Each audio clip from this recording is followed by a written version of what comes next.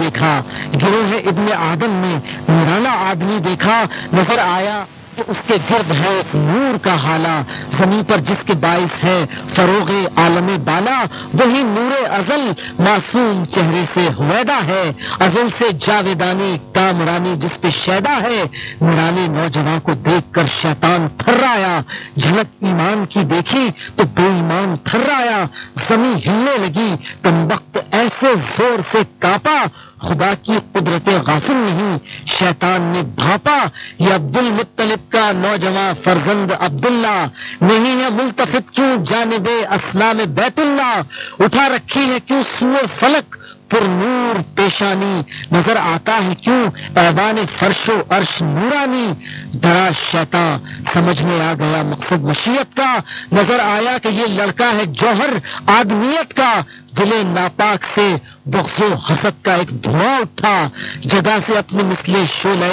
آتش فشاں اٹھا غصے میں، اور اس نوجوان سے جنگ کی ٹھانی، مشیت کے مقابل اپنی حیثیت نہ پہچانی، لگا ایک وسوسہ بن کر جواں کے گرد منڈلانے، نگاہ و دل کی عفت کو لگا رستے سے بھٹکانے، رہا کچھ دیر تک شیطان اپنی صحیح باطل میں، نہ داخل ہو سکا لیکن یہ عبداللہ کے دل میں خدا کا فضل تھا ہر دم، شریک حال عبداللہ نبی کا سایہ اقبال تھا اقبال عبداللہ۔ جوانے کعبے سے جب گھر کی جانب قصد فرمایا تو شیطان اس سے پہلے جانب مکہ چلا آیا۔ یہاں پر بنت مرل قسمیہ ایک حسینہ تھی مگر اکبار و عادت میں کمینہ تھی، وہ پہلے سے جمال و حسن عبداللہ پہ مرتی تھی مگر عرض تمنا کر نہیں سکتی تھی، ڈرتی تھی۔ اچانک ہو گیا اس پر مسلط رنگ شیطانی، رگوں میں بے حیائی بن کے دوڑا خون حیوانی، ادھر سے آ رہا تھا یہ جوان پاک سیرت بھی جسے آنکھیں جھکا کر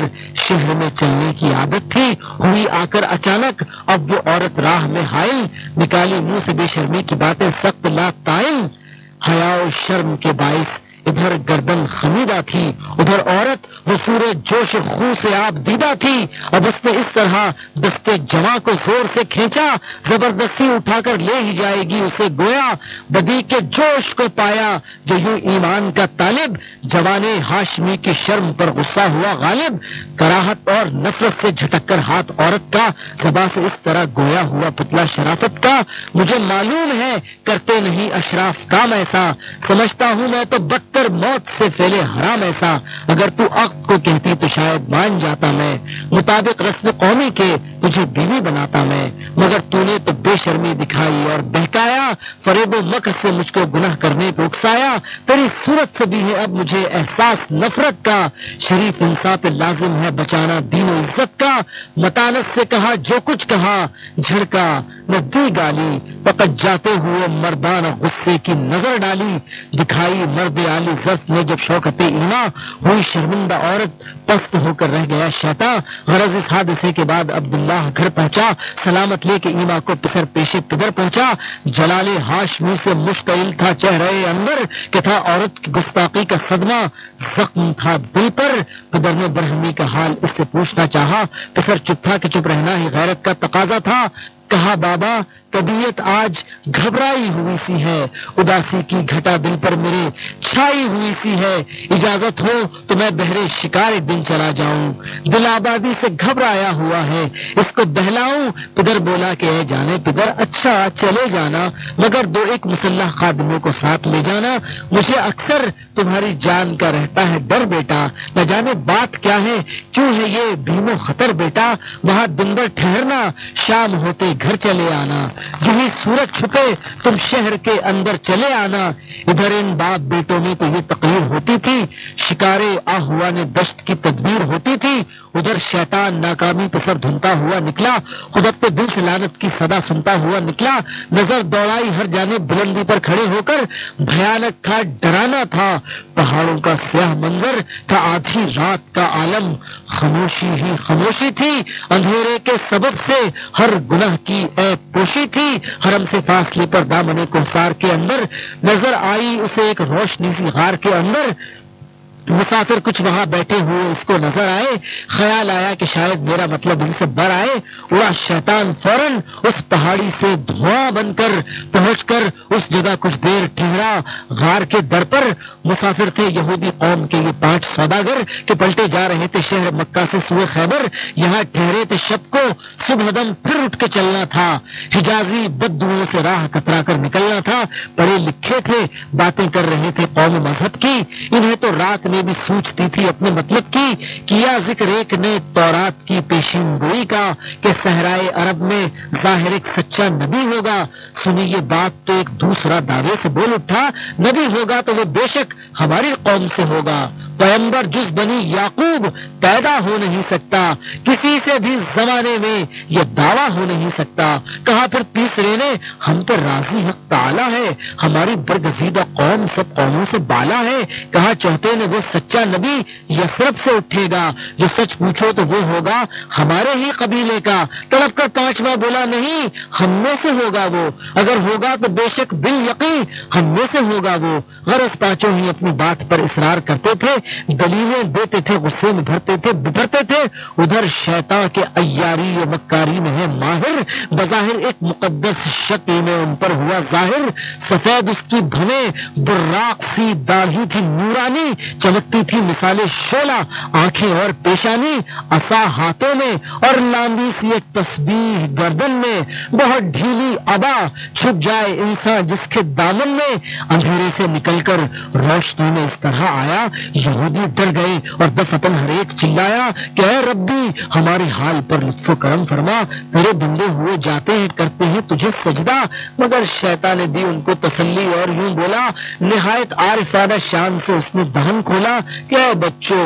میں اترا ہوں تمہیں تلقین کرنے کو، تمہارے مذہبی میلان پر تحسین کرنے کو۔ نبی کے مسئلے پر تم جھگڑتے تھے جو آپس میں، میں سنتا تھا وہاں بیٹھا ہوا بیت المقدس میں، خیال آیا کہ چل کر تم کو سیدھی راہ بتلاؤں، یہودی قوم کے ایک فائدے کی بات سمجھاؤں۔ سنو ایک بات کہتا ہوں بہت ہی رازداری کی، مخالف ہے تمہاری طاقتیں پروردگاری کی۔ وہ عبد المطلب جو آج کل سردار مکہ ہے، قریشی ہاشمی ہے، مالک و مختار مکہ ہے، پسر ہے اس کا عبداللہ، تم اس کو جانتے ہوگے، اسے مکے میں دیکھا ہوگا اور پہچانتے ہوگے، وہی لڑکا ہے جس کے صلب سے ہوگا نبی پیدا۔ مشیت آج کل ہے آل اسماعیل پر شیدا، میرے بچوں نبی پیدا ہوا گر اس گھرانے میں، نہیں ہے پھر کوئی اپنا ٹھکانہ اس زمانے میں، وہ اسماعیل کی اولاد کو شاہی دلائے گا، یہودی قوم کے حصے میں پھر کچھ بھی نہ آئے گا۔ یہودی قوم پر گویا خدا نے قہر ڈھایا ہے،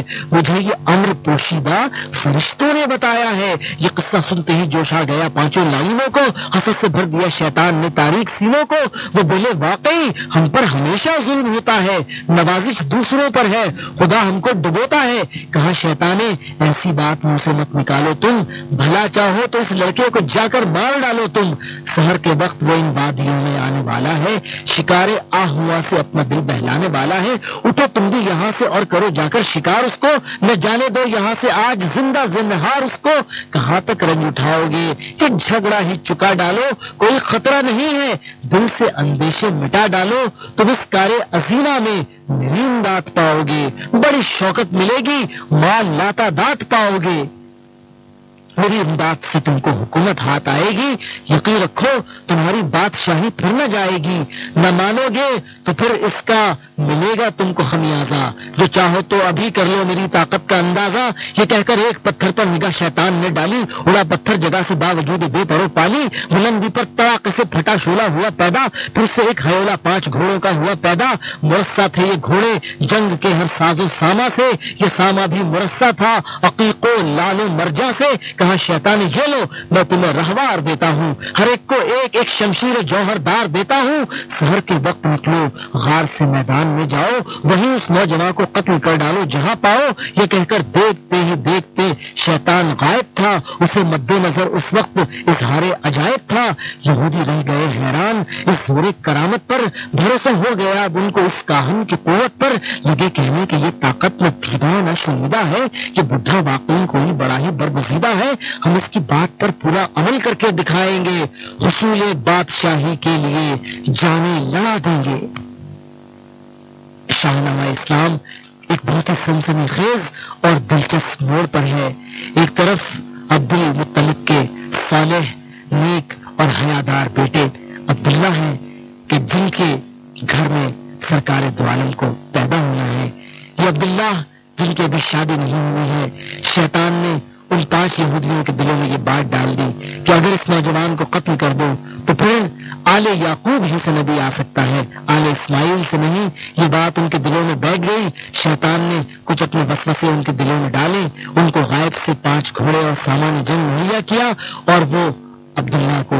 حاکم بدہن قتل کرنے کے لیے نکلتے ہیں۔ تاریخ کے اس موڑ پر ایک عجیب سنسنی سی ہے۔ یہ کیسی سازش ہے، یہ کیسا حملہ ہے، یہ کیسا سامان وغا ہے۔ کل انشاءاللہ 5ویں روزے پر اسی میدان میں دوبارہ آئیں گے اور تاریخ کے دھارے سے اپنے آپ کو جوڑیں گے۔ تاریخ کی آنکھوں نے یہ جبر بھی دیکھا ہے، لمحوں نے خطا کی تھی، صدیوں نے سزا پائی۔ رمضان المبارک کے دوران روزانہ سحر میں 4:30 سے 5 بجے، شام 4 سے 4:30 بجے آپ سے ملاقات رہے گی شاہنامہ اسلام کے ساتھ۔ اللہ حافظ۔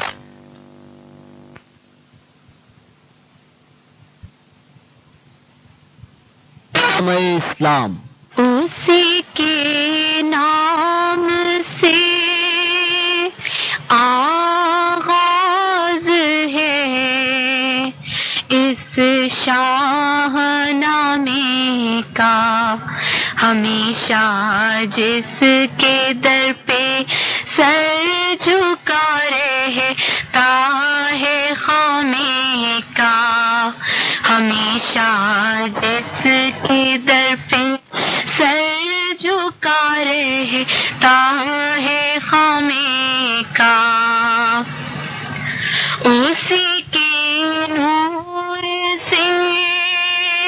پر نور ہے شمس و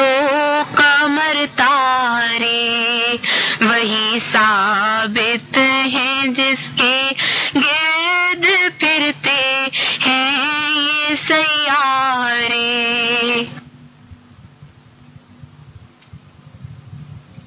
اسی کے نام سے آغاز ہے اس شاہ نامے کا، ہمیشہ جس کے در پر سر جھکا رہتا ہے خامے کا، اسی نے ایک حرف کن سے پیدا کر دیا عالم، کشاکش کی صدائے ہاؤ ہو سے بھر دیا عالم، نظام آسمانی ہے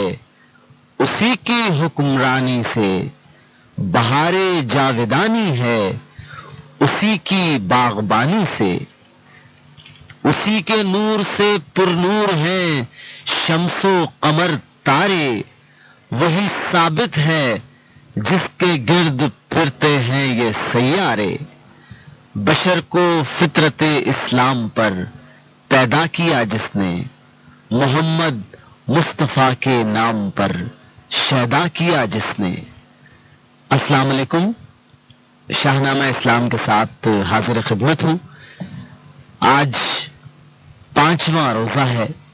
رمضان المبارک کی 5 تاریخ۔ تمام اسلامی دنیا سرشار اور پرکیف ہے، اور دنیا میں جہاں جہاں بھی سرکار دو عالم کے امتی موجود ہیں، اس مہینے کی روح پرور ساعتوں سے اپنے اندر مسرت و انبساط کی لہریں سی دوڑتی محسوس کر رہے ہیں۔ رمضان المبارک امت مسلمہ پر اللہ رب العالمین کا خاص احسان، انعام، صلہ اور جزا ہے۔ یہ رمضان المبارک جہاں ایک طرف ہمیں اپنے اعمال اور اپنے نفس کے جائزے کی تلقین کرتا ہے اور موقع دیتا ہے، وہیں ہمیں تاریخ اسلام پر ایک نظر ڈالنے کی دعوت بھی دیتا ہے، اس لیے کہ اپنی تاریخ کے سنہرے ابواب کو یاد رکھنا، انہیں پڑھنا، ان پر غور و فکر کرنا اور اپنے آج سے ان کا موازنہ کرنا کسی بھی قوم کو شاہراہ حیات پر گامزن کر دیتا ہے۔ تاریخ اسلام ایک عجیب و غریب تاریخ ہے۔ صحرا نشینوں کی تاریخ، بوریا نشینوں کی تاریخ، نیم متمدن لوگوں کی تاریخ، مفاسد میں مبتلا قبائل کی تاریخ. وہ لوگ جو ذرے تھے انہیں فیض رسالت نے آفتاب کر دیا. یہ قدرت کی کاریگری ہے جناب کہ ذرے کو چمکا دے جوں آفتاب. کیا کرشمہ تھا، کیا راز تھا، کیا قوت تھی، کیا فیض صحبت تھا. ابو الحسن حفیظ جالندری کا شاہنامہ اسلام قدم قدم پر یہ راز سربستہ کھولتا ہے. ہم تاریخ کے ساتھ ساتھ سفر کر رہے ہیں اور شاہنامہ اسلام ہمیں پیچھے کی طرف گردش ایام کی قید کو ختم کر کے لے جا رہا ہے اور چشم تصور سے ہم ان نورانی پیکروں کو، ان باکردار لوگوں کو، ان دنیا کے جہاں بانوں کو دیکھ رہے ہیں، محسوس کر رہے ہیں. قدم قدم پر ان تمام مناظر میں خود کو شامل پا رہے ہیں. وہ کب کے آئے بھی اور گئے بھی نظر میں اب تک سما رہے ہیں. یہ چل رہے ہیں، وہ پھر رہے ہیں، یہ آ رہے ہیں، وہ جا رہے ہیں. شاہنامہ اسلام پر وقت نے گرد بٹھا دی تھی. یہ وہ حیرت انگیز اور جذبات خیز نظم ہے. ایک زمانہ تھا کہ بر صغیر کے مسلمان گھرانوں میں رمضان المبارک کی آمد کے ساتھ ہی شاہنامہ اسلام بھی پڑھنا شروع ہو جاتا تھا. بزرگ سحری کھانے کے بعد اہل خانہ کو لے کر، بچوں اور خواتین اور نوجوانوں کو لے کر بیٹھ جاتے تھے، اور خاص طور پر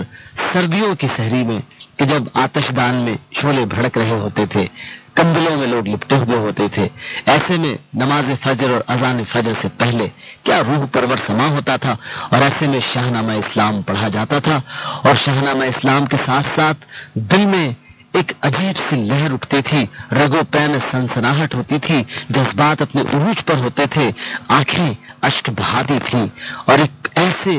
کیف سے، ایک ایسے انبساط سے، ایک ایسے عالم سے دل گزرتے تھے کہ جس کا بیان مشکل ہے. پھر یہ ہوا کہ شاہنامہ بھی دھندلانے لگا، وہ صحبتیں بھی دھندلانے لگی، اس طرح بیٹھنا بھی ترک ہو گیا. مگر الحمدللہ کہ رمضان المبارک میں گزشتہ 3-4 برس سے شاہنامہ اسلام کا یہ سلسلہ اس گرد کو ہٹا رہا ہے اور شاہنامہ اسلام پھر دلوں میں اپنی جگہ بنا رہا ہے. گزشتہ روز ہم شاہنامہ اسلام کی اس منزل پر تھے کہ جہاں سرکار دو عالم کے والد محترم اپنے عالم شباب میں 5 یہودیوں کے نرغے میں گھرے ہوئے تھے. شیطان نے ان یہودیوں کے دلوں میں یہ بات ڈال دی تھی ایک نورانی بزرگ کا لبادہ اختیار کر کے کہ اس نوجوان کو قتل کر دو، اس لیے کہ اسی کے صلب سے بنی اسماعیل میں آخری نبی پیدا ہونے والا ہے اور بنو اسحاق کا اعزاز چھینا جانے والا ہے، اور اب آنے والا نبی یہودیوں میں سے نہیں ہوگا. اگر چاہتے ہو اس اعزاز کو برقرار رکھنا، اگر چاہتے ہو بنو اسماعیل سے یہ اعزاز چھین لینا، تو اس نوجوان کو جو آہوؤں کا شکار کرنے کے لیے آیا ہے کسی طرح گھیر کر قتل کر دو. اور ادھر خداوند قدوس کی قدرت مسکرا رہی تھی، ادھر مشورے ہو رہے تھے عبداللہ کو قتل کرنے کے. میدان تھا،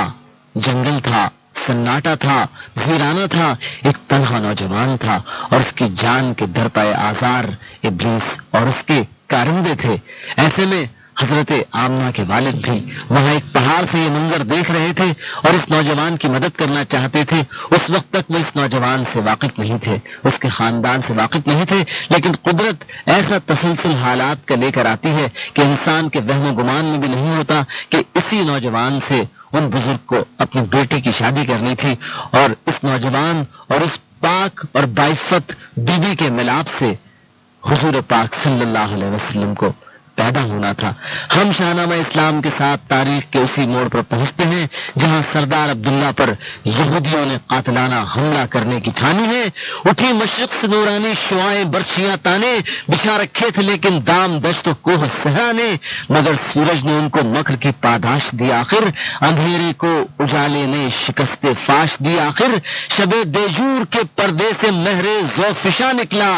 جوان ہاشمی بہرے شکارے آہواں نکلا. نکلا۔ ادھر پانچوں یہودی بھی اندھیرے غار سے نکلے، یہ بزدل گھڑ چڑھے اس دامن کوثار سے نکلے۔ جوان ہاشمی کی جستجو تھی ان کمینوں کو کہ شیطان حسد سے بھر دیا تھا ان کے سینوں کو۔ باہر سو جھانکنے پھرنے لگے حیران و سرگرداں، لیے دل میں امید و بھیم کا دریائے بے پایا۔ یکایک فاصلے پر ٹاپ گھوڑے کی سنائی دی، بلاخر نوجوان کی چاند سی صورت دکھائی دی۔ یہ عبداللہ تھا اور اس گھڑی بالکل اکیلا تھا، مسلح خادموں کو دور پیچھے چھوڑ آیا تھا۔ تعاقب میں ہرن کے آ رہا تھا برق دم گھوڑا، سوار ہاشمی نے تاک کر تیر قضا چھوڑا۔ نشانے پر پڑا ناوک، نشانہ ہو گیا آہو، گرا گر کر اٹھا آہو، پھر اٹھا پھر گرا آہو۔ وہیں ناوک فگن بھی دوسری ساعت میں آ پہنچا، اتر کر زین سے نخچیر آہو کے قریب آیا۔ ارادہ تھا کہ باندھے ذبح کر کے پشت توسن سے،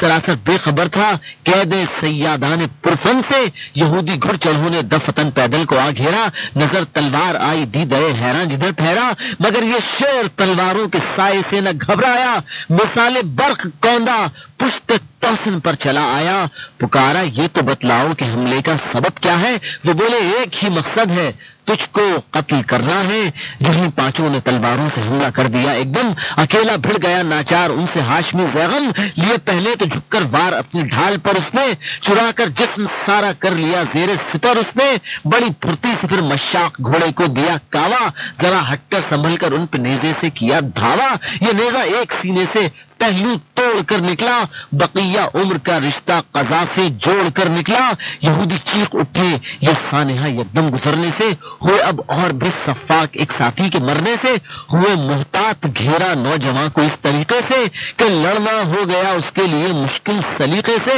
مگر پھر بھی وہ نعرے مار کر ان پر جھپٹتا تھا،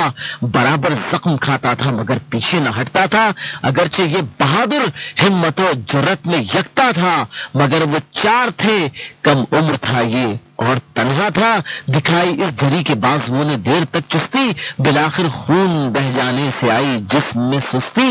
بنو زہرا میں ایک مرد معمر وہب نامی تھا، قریشی نسل میں یہ شخص بھی ماہ تمامی تھا۔ تھی اس کے گھر میں ایک دختر جو ایسی پاک سیرت تھی کہ اس کی ذات سے لفظ حیاداری کی عزت تھی۔ عرب میں آمنہ مشہور تھا نام اس عفیفہ کا، اسی کی گود گہوارہ بنی دین حنیفہ کا۔ بہت ہی فکر رہتی تھی پدر کو عقد دختر کی، بنی ہاشم میں تھے اس کو تلاش و جستجو بھر کی۔ روایت ہے کہ اس دن ہو گیا تھا اونٹ گم اس کا، وہ اس کو ڈھونڈتا پھرتا تھا، اس جانب بھی آ نکلا۔ بلندی سے اسے اس جنگ کا نقشہ نظر آیا، یہودی قاتلوں کی بس میں ایک لڑکا نظر آیا وہ لڑکا برسرے پیکار چاروں سے، بہت ہی تندہی سے لڑ رہا تھا پختہ کاروں سے۔ خیال آیا کہ ملنی چاہیے امداد لڑکے کو، مبادہ قتل کر دے مل کے یہ جلاد لڑکے کو، مگر اٹھا جو ہی امداد کرنے کے ارادے سے، نہ جانے کیوں الجھ کر رہ گیا اپنے لبادے سے۔ پھر اٹھا جب دوبارہ پھسلا پاؤں ایک پتھر سے، چٹان ابھری ہوئی تھی ایک وہ ٹکرا گئی سر سے۔ اٹھا پھر تیسری بار اور چاہا جلد اتر جاؤں،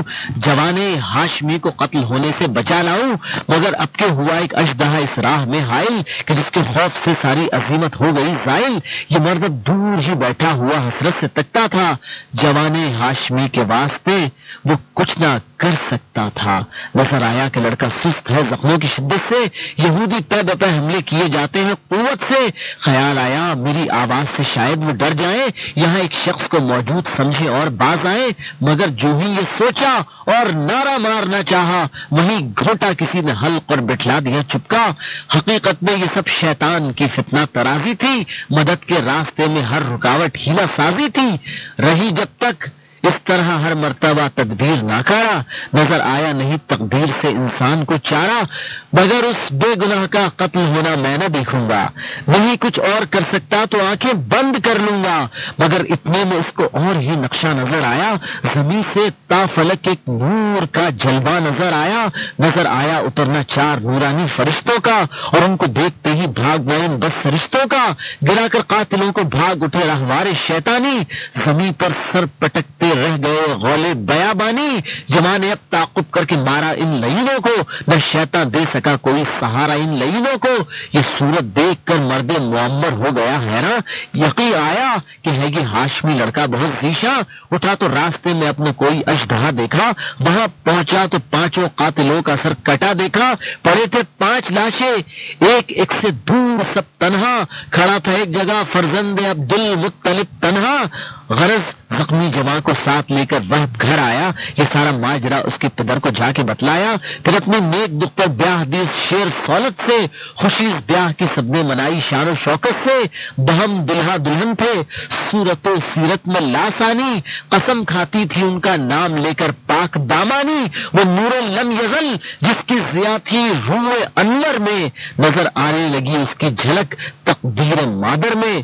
گئے پھر کچھ دنوں کے بعد سوئے شام عبداللہ, وہاں سے پلٹے آتے تھے کہ آئی موت بھی ناگا. جوانی میں ہوا یثرب کے اندر انتقال ان کا, رہا بامنا کے واسطے رنجو ملال ان کا. لیے بیٹھی تھی اب گھر میں امانت اپنے شوہر کی, کہ تھی بطن صدف میں روشنی ایک پاک گوہر کی. ہوش شیطان کو اس مرتبہ دعا شمع جلتی رہے رات ڈھلتی رہے, بہتے دریا میں چاندی پگھلتی رہے. شمع جلتی رہے رات ڈلتی رہے, بہتے دریا میں چاندی راہ پہ چلانا مجھ کو, جو راہ ہے اسی راہ پہ چلانا مجھ کو. لب پہ آتی ہے دعا بن کے تمنا میری, زندگی شمع کی صورت کو کھلایا میری. پڑا ہی لازم ہے پڑا اس خوہ بد پر وار شیطان کا بڑا کاری, کہ فوراً اب رہا اشرم نے کی حملے کی تیاری. ہوا تیار خونی ہاتھیوں کا ایک بڑا لشکر, چلا مکے کی جانب اب رہا اس فوج کو لے کر. تھا آگے آگے ایک فیل سفید اس کی سواری میں, اکڑ کر اب رہا بیٹھا تھا ایک ذرے اماری میں. رواں تھی پیچھے پیچھے ہاتھیوں کی جنگ جو فوجیں, سمندر کی اندھیری رات میں طوفان کی موجیں. یہ لشکر جا رہا تھا کعبۃ اللہ کے گرانے کو, زمین سے نام حق کا مرکزی نقطہ مٹانے کو. یمن سے مکہ تک آبادیاں جو راہ میں آئیں, وہاں اس فوج نے بربادیاں ہر سمت پھیلائی. کبھی دیکھے نہ تھے ہاتھی عرب کے رہنے والوں نے, اثر ان پر کیا شمشیر و خنجر نے نہ بھالوں نے. یہ خبریں اہل مکہ نے سنی اور سخت گھبرائے, دلوں پر وسوسے شیطان نے فی الفور پھیلائے. اگرچہ بت پرستی کی نہیں رکھی تھی حد کوئی, حبل اور لات و عزا نے نہ کی ان کی مدد کوئی. قریش ہاتھیوں سے خوف کھا کر دفتن بھاگے, پہاڑوں میں چھپے جا کر کوئی پیچھے کوئی آگے. یہ سب خوف و خطر تھا بت پرستی ہی کا خمیازہ, کہ برہم ہو چکا تھا ان کی یکجہتی کا شیرازہ. دلائی ان کو عبد المطلب نے گو بہت غیرت, نہ دکھلائی مگر نسل قریشی نے کوئی جرت. ہے عبد المطلب یا بیٹے پوتے ان کے 10-12 یہی باقی تھے, باقی شہر خالی ہو گیا سارا. سپاہ اولاد تھی والد سپاہ سالار مکہ تھا, یہی کعبے کا خادم تھا, یہی سردار مکہ تھا. سحر کے وقت ایک بدو یہ مکے میں خبر لایا کہ لشکر فیل والوں نے حرم کی حد پہ ٹھہرایا. چراگاہوں میں خاک اڑنے لگی ہے ظلم کے مارے, پکڑ کر اونٹ عبد المطلب کے لے گئے سارے. ہوئے تیار عبد المطلب بھی یہ خبر سن کر, تنے تنہا چلے گھوڑے پہ چڑھ کر جانب لشکر. وہاں پہنچے تو ان کو ابرہا نے دور سے دیکھا کہ ایک مرد معمر آ رہا ہے بے دھڑک تنہا, نشہ چہرے سے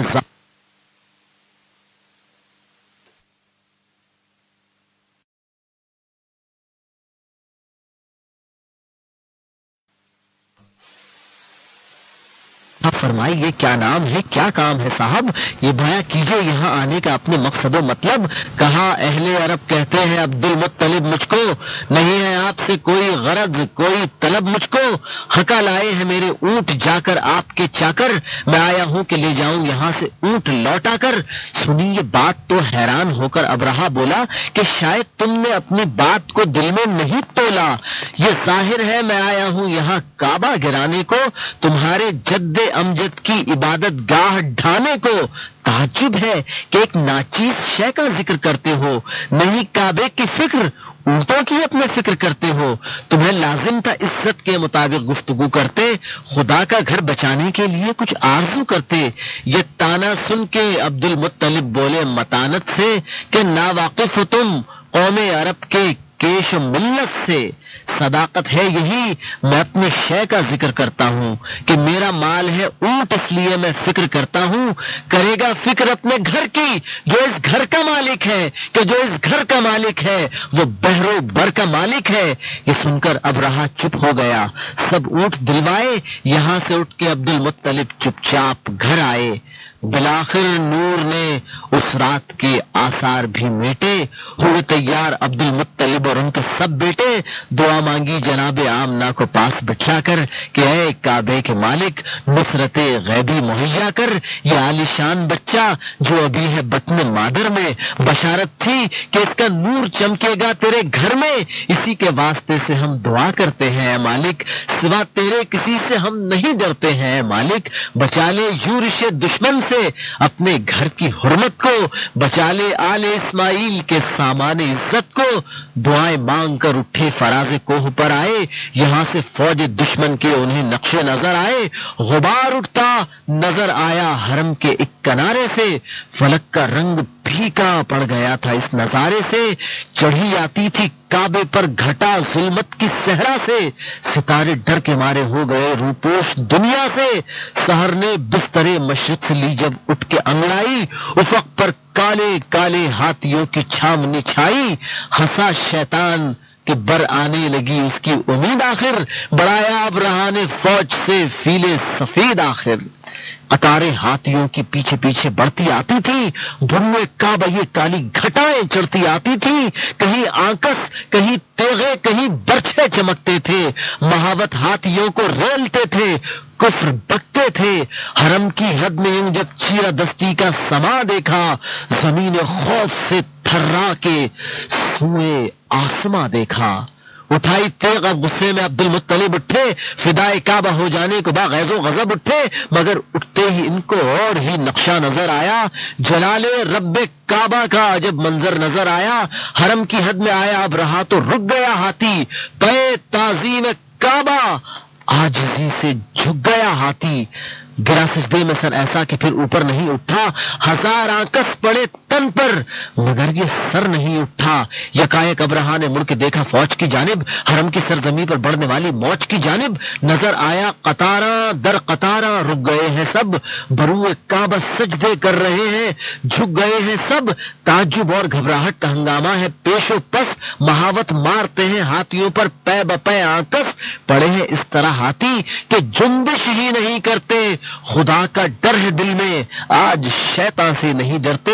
نکالی ابرہہ نے تیغ، ہاتھی سے اتر آیا، مخاطب کر کے اپنی فوج کو کمبخت چلایا کہ بزدل، ہاتھیوں کو چھوڑ کر آگے بڑھے فوجیں، بہا دے آج کعبے کو، اٹھے لہریں چڑھے موجیں۔ یہ کہنا تھا کہ چھائی آسماں پر ایک بدلی سی، فضا میں روشنی مہر کر دی جس نے گدلی سی۔ بلندی پر سے عبد المطلب حیرت سے تکتے تھے کہ وہ خطہ جہاں یہ لوگ ایسا کفر بکتے تھے، وہاں زیر فلک ساری فضا پر چھا گئی چڑیاں، خدا جانے کہاں سے جمع ہو کر آ گئی چڑیاں۔ یہ ننھی منی چڑیاں تھی، ابابیلوں کا لشکر تھا، ذرا سی چونچ میں نازک سے، ہر پنجے میں کنکر تھا۔ نکی جب ابرہہ نے ایک ذراب حرمت کعبہ، ابابیلوں نے کی آ کر یکایک نصرت کعبہ۔ بلندی سے ابابیلوں نے پھینکے اس طرح کنکر کہ چھلنی کی طرح سے چھت گئی یہ فوج بد اختر۔ وہ ظالم ابرہہ اور اس کے ساتھی ایک ساتھ میں پڑے تھے سب کے سب دھنکی ہوئی روئی کی صورت میں، وہ فوجیں اور وہ ہاتھی اور ان کے ہانکنے والے، وہ فوجیں اور وہ ہاتھی اور وہ ان کے ہانکنے والے۔ خدا کے قہر نے ایک آن میں پامال کر ڈالے، یہ زندہ معجزہ دکھلا دیا اس مہر انور نے، چھپا رکھا تھا جس کو عصمت دامان مادر نے۔ یہ پوتا واسطے سے جس کے دادا نے دعا مانگی، وہ جس کے نام سے نادیدہ تائید خدا مانگی، وہ بچہ آمنہ کے گھر میں پیدا ہونے والا تھا، وہ نور اب چند ہی دن میں ہویدا ہونے والا تھا۔ جہاں کے واسطے امن و اما کے دور باقی تھے، وہ دن آنے کو تھا، بس 2 مہینے اور باقی تھے۔ طلسم کن سے قائم بزد ہست و بود ہو جانا، طلسم کن سے قائم بزم ہست و بود ہو جانا، اشارے ہی سے موجودات کا موجود ہو جانا،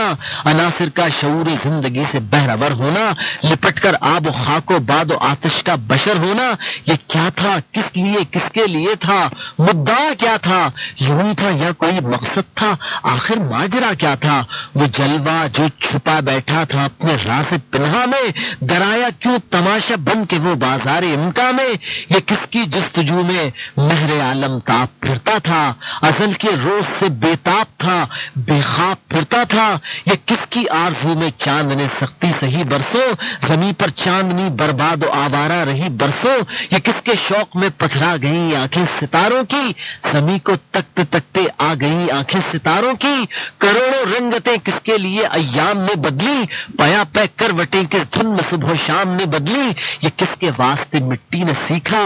گل فشاں ہونا، گوارا کر لیا پھولوں نے پامالے خزاں ہونا؟ یہ سب کچھ ہو رہا تھا ایک ہی امید کی خاطر، یہ ساری کاہشیں تھی ایک صبح عید کی خاطر، مشیت تھی کہ یہ سب کچھ تہے افلاک ہونا تھا، کہ سب کچھ ایک دن نظر شہ لولاک ہونا تھا۔ خلیل اللہ نے جس کے لیے حق سے دعائیں کی، ذبی اللہ نے وقت ذبح جس کی التجائیں کی، جو بن کر روشنی پھر دیدہ یعقوب میں آیا، جسے یوسف نے اپنے حسن کے نیرنگ میں پایا، کلیم اللہ کا دل روشن ہوا جس ذوفشانی سے، جس کی آرزو بھڑکی جواب لن ترانی سے، وہ جس کے نام سے داؤد نے نغمہ سرائی کی، وہ جس کی یاد میں شاہ سلیمان نے گدائی کی، دل یحییٰ میں ارماں رہ گئے جس کی زیارت کے، لب عیسیٰ پہ آئے واز جس کی شان رحمت کے، وہ دن آیا کہ پورے ہو گئے تورات کے وعدے، خدا نے آج ایفا کر دیے ہر بات کے وعدے۔ وہ دانائے سبل ختم الرسل مولائے کل جس نے غبار راہ کو بخشا فروغ وادی سینا، نگاہ عشق و مستی میں وہی اول وہی آخر، وہی قرآن وہی فرقان وہی یاسین وہی طٰہٰ۔ شاہنامہ اسلام کا اب وہ موڑ ہے کہ جب آفتاب رسالت طلوع ہونے والا ہے، کہ جب قیصر و کسریٰ کے تخت و تاج کی زوال کی نوید آنے والی ہے، کہ جب دنیا کو محسن انسانیت ملنے والا ہے۔ ابو نصر حفیظ جالندری نے کس قدر خوبصورت اور اثر انگیز نقشہ کھینچا ہے۔ دنیا دم بخود ہے، آسمانوں کو سکتا ہے، فرشتے منتظر ہیں، اور ساری انسانیت راہ تک رہی ہے اپنے ہادی کا، مرسل کا اور مولا کا۔ انشاءاللہ العزیز کل شاہنامہ اسلام میں تاریخ کے اس عظیم بابرکت موڑ پر چلیں گے کہ جہاں ہوئے پہلوئے آمنہ سے ہویدا، دعائے خلیل اور نوید مسیحا کی آمد کی خبر ہے۔ اللہ حافظ۔ اسی کے نام سے آغاز ہے اس شاہ نامے کا، ہمیشہ جس کے در پہ سر جھکا رہتا ہے خامے کا، ہمیشہ جس کے در پہ سر جھکا رہتا ہے خامے کا، اسی کے نور سے پر نور ہے شمس و قمر تارے، وہی ثابت ہے جس کے گرد پھرتے ہیں یہ سیارے۔ اسی کے نام سے آغاز ہے اس شاہ نامے کا، ہمیشہ جس کے در پر سر جھکا رہتا ہے خامے کا، سے پیدا کر دیا عالم، کشاکش کی صدائے ہاؤ ہو سے بھر دیا عالم، بشر کو فطرت اسلام پر پیدا کیا جس نے، محمد مصطفیٰ کے نام پر شیدا کیا جس نے۔ السلام علیکم۔ آج رمضان المبارک کی 7 تاریخ ہے، 7واں روزہ، اور اس ماہ مقدس میں ہم شاہنامہ اسلام کے ساتھ ساتھ تاریخ اسلام کا سفر کر رہے ہیں۔ گزشتہ روز ہم تاریخ اسلام کے اس حسین اور دلکش موڑ پر تھے کہ جہاں قبیلہ بنو سعد کی خواتین رضاعت کے لیے قریش کی طرف جوق در جوق آ رہی تھی. ہر سال کی طرح اس سال بھی دولت مند گھرانوں کے بچے لے کر جانا چاہتی تھی. انہیں میں ایک بی بی حلیمہ سعدیہ بھی تھی کہ جو کمزور تھی، جس کی اونٹنی بھی کمزور تھی. غربت نے جس کے آنگن میں ڈیرا ڈال رکھا تھا، جسے یہ امید تو نہیں تھی کہ اس کی اس لاغری کی وجہ سے اور اسرت کی وجہ سے قریش کے کسی عالی نسب گھرانے کا بچہ اسے مل سکے گا، مگر یہ خوف تھا کہ اگر خالی گود رہ گئی اور اس مرتبہ کوئی بچہ رضاعت کے لیے نہ لا سکی تو پھر ساتھ کی عورتیں، قبیلے کی عورتیں تانے دیں گی، پریشان کریں گی، اس کی مذاق اڑائیں گی، ہنسی اڑائیں گی. اس وجہ سے حلیمہ سعدیہ ایک آس لے کر قبیلہ قریش آئی، مگر اسے کیا پتا تھا کہ اس کی قسمت کو ایک حسین موڑ کاٹنا ہے. حلیمہ کو کیا معلوم تھا کہ اس کے اچھے دن آنے والے ہیں؟ حلیمہ کیا جانتی تھی کہ وہ جس بچے کو لے کر آنے والی ہے وہ بچہ دو جگ کا سردار بننے والا ہے، محسن انسانیت اور رحمت للعالمین بننے والا ہے. وہ بچہ حلیمہ کے ہاتھ میں کیا آیا کہ ایسا لگا کہ جیسے ناقہ کی رفتار تیز ہو گئی، جیسے صحرا کی طرح خشک پڑے ہوئے سینے سے چشمہ ابل پڑا، جیسے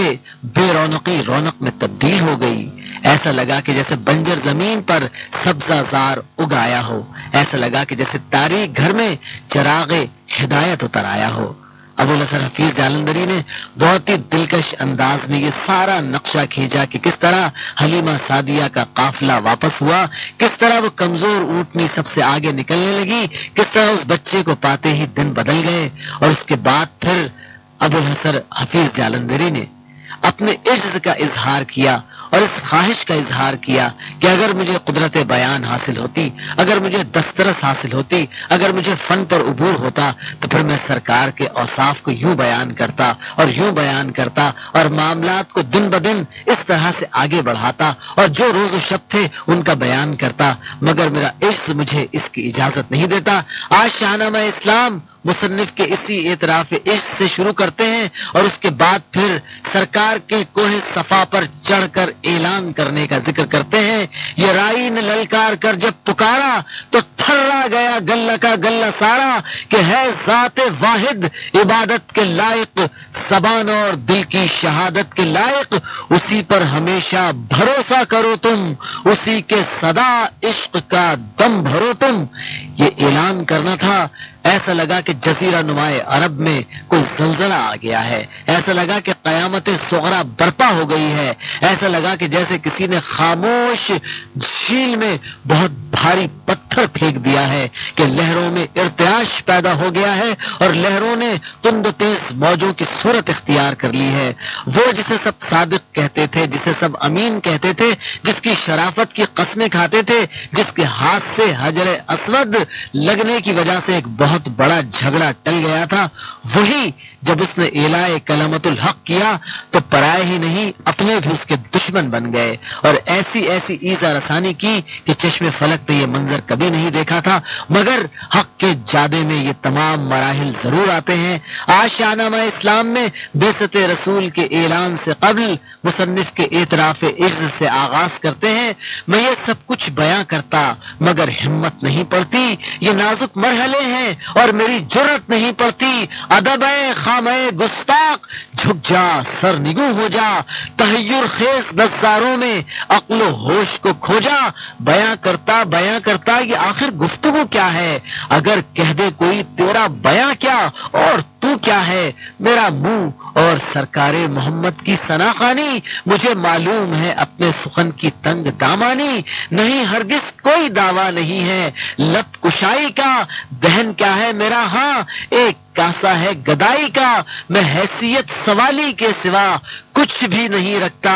متائے بے کمالی کے سوا کچھ بھی نہیں رکھتا، نہ یارائے سخن سنجی نہ دعوائے زبان دانی، اگر کچھ پاس ہے تو بس عقیدت کی فراوانی، مگر ہاں مدعا ہے خدمت اسلام مدت سے کہ میں نے بھی پیے ہیں چند قطرے جام وحدت سے، کروں سیرت نگاری یہ نہیں ہے حوصلہ میرا، حق و باطل کی آویزش ہے اصلی مار کا میرا، رسول پاک کی سیرت سے واقف ایک زمانہ ہے، مجھے بیست کے بعد اب نقطۂ اصلی پہ آنا ہے، وہ مقصد جس کی خاطر آپ اس دنیا میں آئے تھے، وہ قرآن جس کو انسانوں کی خاطر آپ لائے تھے، وہ پیغام محبت، وہ نجات اولاد آدم کی، زمین صدق پر رکھنا نئی بنیاد عالم کی، اب اس کا وقت آ پہنچا تھا، اب وہ کام ہونا تھا، زمین تیار کرنا نقل حق کا بیج بونا تھا،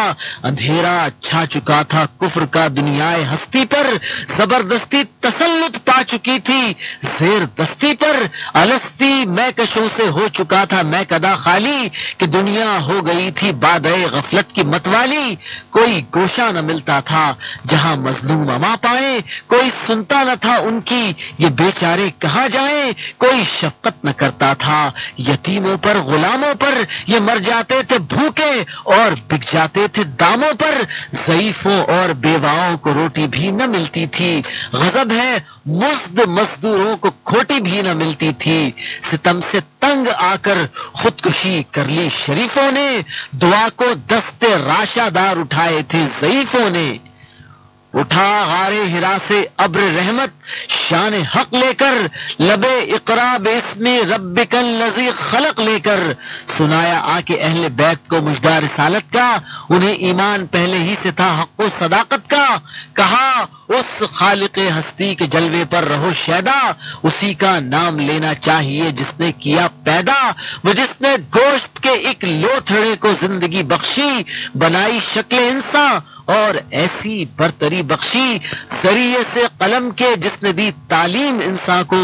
اسے وہ کچھ سکھایا جو نہ آ سکتا تھا نادا کو، ختیجہ اور علی ابن ابی طالب ہوئے مومن، ابھی شیر خدا 10 سال کے بچے ہی تھے کم سن، جناب زید جو ایک بندے آزاد کردہ تھے، علی کے بعد وہ بھی دامن اسلام میں آئے، ابو بکر آئے ان کو بھی یہی پیغام پہنچایا، خدا کے دین کی تلقین کی، اسلام پہنچایا، کہا مجھ کو میرے رب نے نبوت دے کے بھیجا ہے، ہدایت دے کے بھیجا ہے، شریعت دے کے بھیجا ہے، میں آیا ہوں کہ بندوں کو خدا کے در پہ لے جاؤں، نجات دنیاوی و اخروی کی راہ دکھلاؤں، کہا ابو بکر نے سرکار آمنا و صدقنا، میرے مالک میرے مختار آمنا و صدقنا، میرے ماں باپ آل اولاد قربا اس شریعت پر، محمد کے خدا پر اور محمد کی رسالت پر، یہ کہہ کر جھک گئے ابو بکر، چومے ہاتھ حضرت کے، ہوئے مشغول تبلیغ آپ بھی اب ساتھ حضرت کے، یہ وہ ایمان تھا جس کا خدا نے ذکر فرمایا، یہ وہ انسان تھا جس نے لقب صدیق کا پایا، ابو بکر آج اس توحید حق کا جام لے آئے کہ جس سے حضرت عثمان بھی اسلام لے آئے، زبیر و سعد و طلحہ عبد الرحمن ابو عبیدہ بھی، علی کے بھائی جعفر اور بیوی ان کی اسما بھی، غرض ایمان لائے سب سے پہلے اپنے گھر والے، پھر آئے دوست اس حلقے میں دل والے نظر والے، برس 40 پورے اس نبی کو سب نے دیکھا تھا، مروت سے بھری پاکیزگی کو سب نے دیکھا تھا، یہ چند افراد سب سے پیشتر حق کے قریب آئے، در توحید پر السابقون الاولین آئے، مقدر تھی سعادت ان رضا کے بہرمندوں کو، خدا نے آپ خود ہی چن لیا تھا اپنے بندوں کو، یہ چھوٹی سی جماعت ذکر حق کرتی تھی چھپ چھپ کے،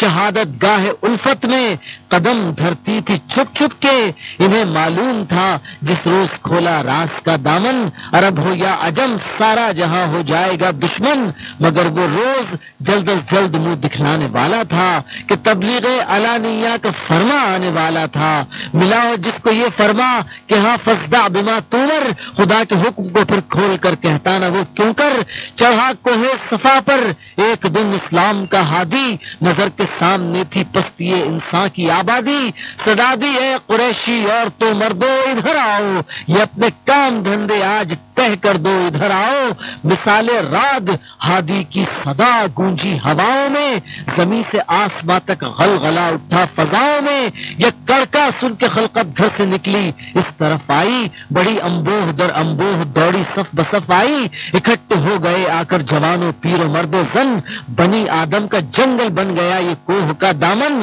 خطاب ان سے پیغمبر نے کیا، اللہ کے بندو، خلیل اللہ کے پوتو، ذبی اللہ کے فرزندو، کھڑا ہوں میں تمہارے سامنے ایسی بلندی پر دو جانب بشپ روشن ہے، جہاں اچھا برا منظر، اگر میں تم سے یہ کہہ دوں کہ اس کوہسار کے پیچھے پہاڑوں کی بلند اور آہنی دیوار کے پیچھے چھپی ہے رہزنوں کی فوج، تم پر وار کرنے کو، گھروں کے لوٹنے کو، شہر پر کرنے کو، یہ کہہ دوں میں اگر تم سے تو کیا تم مان جاؤ گے؟ یقین آ جائے گا کیا؟ مجھ پہ کوئی شک نہ لاؤ گے؟ کہا لوگوں نے ہاں سچا ہے تو، یہ جانتے ہیں سب، تو بچپن ہی سے صادق ہے، امی ہے مانتے ہیں سب، بھلا اس قول پر کیسے یقین ہم کو نہ آئے گا، بلا چوہ چرا مانیں گے کوئی شک نہ لائے گا۔ یہ سن کر پھر بلند آواز سے سچا نبی بولا، اسی انداز سے قرآن ناطق نے دہن کھولا کہ اے لوگو میرا کہنا نہایت غور سے سن لو، میں کہتا ہوں کہ باز آؤ ظلم سے، یہ بات تم سن لو، بہائم کی صفت چھوڑو ذرا انسان بن جاؤ، برے اعمال سے توبہ کرو، شرماؤ شرماؤ، فواحش اور زناکاری مٹا دو، نیک ہو جاؤ، خدا کو ایک مانو اور تم بھی ایک ہو جاؤ، یغوز و لات و عزا کچھ نہیں بے جان پتھر ہیں، جنہیں تم پوجتے ہو وہ تو خود تم سے بھی کمتر ہیں، وہی خالق وہی سچا خدا معبود ہے سب کا، وہی مطلوب ہے سب کا، وہی مسجود ہے سب کا، بتوں کی بندگی کے دام سے آزاد ہو جاؤ، خدا کے دامن توحید میں آباد ہو جاؤ، پھنسا رکھا ہے شیطان نے تمہیں باطل کے پھندے میں، نہ رکھا فرق تم نے کچھ خدا میں اور بندے میں، تمہارے واسطے میں دولت اسلام لایا ہوں، جو ابراہیم لائے تھے وہی پیغام لایا ہوں، خدائے قادر و قہار پر ایمان لے آؤ، جہاں کے مالک و مختار پر ایمان لے آؤ، جہالت چھوڑ دو قرآن پر ایمان لے آؤ، بتوں کو توڑ دو رحمان پر ایمان لے آؤ، اگر ایمان لے آؤ تو بچ جاؤ گے اے لوگو، فلاح دنیاوی و اخروی پاؤ گے اے لوگو، نہ مانو گے تو بربادی کا بادل چھانے والا ہے، برا وقت آنے والا ہے، برا وقت آنے والا ہے۔ خدا کا نام گویا قہر تھا بتخانے دل پر، گرا دی حق نے بجلی تو دے بارود باطل پر، غضب کی آندھیاں منڈلا گئیں لوگوں کی صورت پر، نگاہیں سرخ ہو کر چھا گئیں نور نبوت پر، غضب میں بھر گئے سارے قریش اس باز کو سن کر کہ ان کے پتھروں کو کہہ دیا تھا آپ نے پتھر، جسے دیکھو اسی کے منہ میں کف تھا، کفر بکتا تھا، خدا واحد ہے یہ گویا سمجھ میں آ نہ سکتا تھا، بتوں اور دیوتاؤں کی مذمت جرم تھی گویا، ہوا وہ شور و شر برپا، قیامت آ گئی گویا، انہیں تو حق سے نفرت تھی، یہ باتیں کس طرح سنتے، کھٹکنے لگ گئے کانٹے جنہیں وہ بھول کیا چنتے، مثال شعلہ اٹھا بھول ہے چیخا دہن کھولا، خبردارو بھتیجے اس سے آگے اور اگر بولا ہمارے دیوتا ناراض ہو جائیں تو پھر کیا ہو، تو اتنا ہی بتا دے میں نہ برسائیں تو پھر کیا ہو، آہانا کہ خدا کے نام سے اتنے خداؤں کی مذمت، سارے معبودوں کی، دیوی دیوتاؤں کی، نبوت کیا تیرے ہی واسطے تھی اس زمانے میں، نبوت کے لیے کیا تو ہی تھا میرے گھرانے میں، یہی باتیں سنانے کو ہمیں تو نے بلایا ہے، سمجھ میں کچھ نہیں آیا یہ کیا تو نے سنایا ہے، تیری باتوں پہ ہرگز کان دھر سکتا نہیں کوئی، کہ اس توہین کو برداشت کر سکتا نہیں کوئی، غرض ایسی ہی باتیں کر کے سب نے راہ لی گھر کی، پسند آئی نہ ان کو بات کوئی بھی پیمبر کی، مگر اس رحمت عالم کا دل توحید کا گھر تھا، نہ آ سکتی تھی مایوسی کہ یہ امید کا گھر تھا۔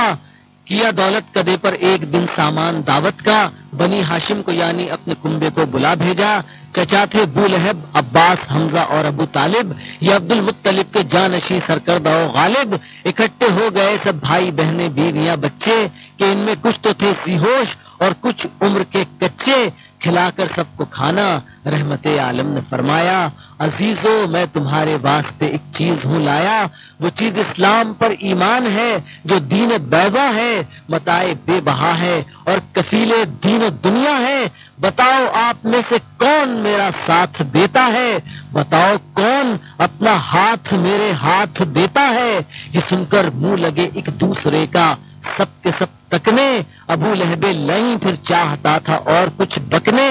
کہ طفل 13 سالہ علی ابن ابی طالب رہی جس کی صداقت مصلحت پر عمر بھر غالب۔ وہ اٹھا اور بولا میں اگرچہ عمر میں کم ہوں، میری آنکھوں میں ہے آشوب، گویا چشم پرنم ہوں بھری محفل میں، لیکن آج یہ اعلان کرتا ہوں کہ میں سچے نبی پر جان و دل قربان کرتا ہوں، میں اپنی زندگی بھر ساتھ دوں گا یا رسول اللہ، یقین کیجئے کہ قدموں میں رہوں گا یا رسول اللہ۔ جھکے شیر خدا جب بات اپنی برملا کہہ کر، رسول اللہ نے سر پہ ہاتھ رکھا مرحبا کہہ کر۔ بڑے بوڑھے جو چپ تھے کھل کھلا کر ہنس پڑے سارے، انہیں معلوم کیا تھا، جانتے کیا تھے وہ بیچارے کہ یہ لڑکا وہ جس پر ہنس رہے ہیں اس حقارت سے پہاڑوں کے جگر تھرا اٹھیں گے اس کی ہیبت سے۔ بنی ہاشم ہنسی میں بات اڑا کر ہو گئے راہی، علی کو ہو گئی حاصل مگر دارین کی شاہی۔ علانیہ ادھر سے دین کا اعلان ہوتا تھا، ادھر سے شہر میں تضحیق کا سامان ہوتا تھا، مسلسل پھولنے پھلنے لگا اسلام کا پودا۔ مخالف تھے قریش، اب بڑھ چلا کچھ اور بھی سودا، نبی کو اور مسلمانوں کو تکلیفیں لگی ملنے، وہ تکلیفیں کہ جن سے عرش اعظم بھی لگا ہلنے۔ غضب کے ظلم ہوتے تھے مسلمان ہونے والوں پر، خزاں آتی تھی دل میں تخم وحدت بونے والوں پر، لٹاتے تھے کسی کو تپتی تپتی ریت کے اوپر، کسی کے سینے بے کینہ پہ رکھے گئے پتھر، مسلمان بیویوں پر چابکوں کا میں برستا تھا، کنیزوں کو شکنجے میں کوئی بے درد کستا تھا۔ بلال و یاسر و عمار و خباب اور سمیہ، صہیب و بو فقیہہ اور لبینہ اور نہدیہ، زبیرہ اور عامر تھے غلام اور لونڈیاں ان کی، مسلمان ہو گئے تھے آ گئی آفت میں جان ان کی، محمد کی محبت میں ہزاروں ظلم سہتے تھے، خدا پر تھی نظر ان کی، زباں سے کچھ نہ کہتے تھے، یہ ظلم ان کو خدا سے دور کر سکتے نہ تھے ہرگز، نشے صحبائے وحدت کے اتر سکتے نہ تھے ہرگز، ستم ہائے فراواں کی بڑھی جب حد سے بے دردی تو ان کی حضرت ابو بکر نے قیمت ادا کر دی۔ اخوت مذہب اسلام کا پتھر ہے بنیادی، غلاموں کو دلائی ہے اسی جذبے نے آزادی، مسلمان ہونے والوں سے غلامی کی مٹی ذلت کے آڑے آ گئی عثمان اور ابو بکر کی ہمت، شرارت میں کمی کوئی نہ کی اشرار مکہ نے، مسلمانوں کو بے بس کر دیا کفار مکہ نے، مگر اس پر بھی جب بڑھتے رہے پیرو محمد کے تو باہم مشورے ہونے لگے ایذائے بے حد کے،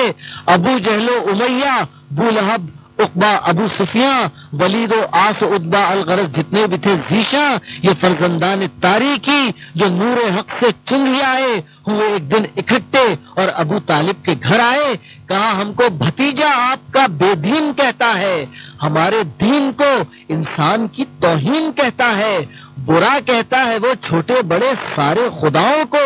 حبل کو، لات کو، عزا کو، دیوی دیوتاؤں کو، ہمارے باپ داداؤں کو بھی گمراہ کہتا ہے، سو اپنے خدا کے سوا اپنے خدا کے سب کو غیر اللہ کہتا ہے،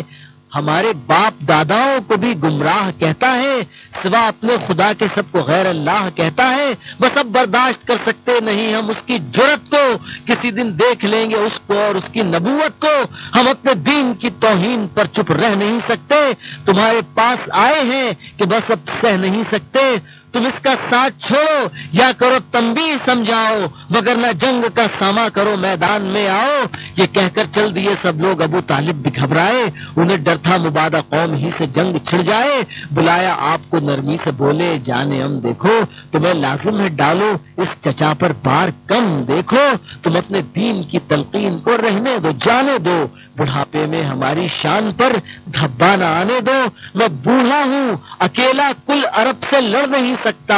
میں اڑ بھی جاؤں تو سارا قبیلہ اڑ نہیں سکتا، چچا کے دامن شفقت کو بھی ہٹتا ہوا پایا تو ہو کر آپ دیدہ ہادی برحق نے فرمایا قسم اللہ کی سارا جہاں بھی ہو اگر دشمن یہ سب شیطان کے ساتھی بڑھے ہو کر بشر دشمن جفا و ظلم کی آندھی چلے طوفان آ جائیں مٹانے کو میرے شداد اور حامان آ جائیں کسی دھمکی کسی ڈر سے میرا دل گھٹ نہیں سکتا مجھے یہ فرض ادا کرنا ہے اس سے ہٹ نہیں سکتا میرے ہاتھوں میں لا کر چاند سورج بھی اگر رکھ دیں میرے پیروں تلے روئے زمین کا مال و زر رکھ دیں